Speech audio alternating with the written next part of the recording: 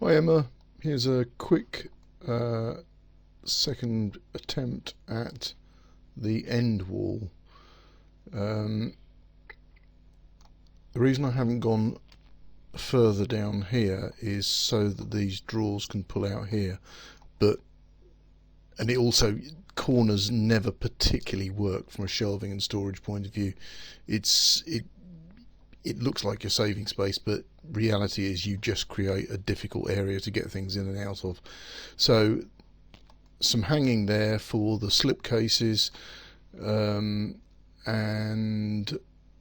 you can see there's one of many ways of filling the full expanse of that wall. One of these bays is probably going to be a non-standard width, and will, it slightly changes what we can and can't do with it. That's we'll get into that later on. But so yeah, some hanging on the end wall. Could be shelves, could be baskets, could be anything. It's some hanging in this view. Okay, speak soon.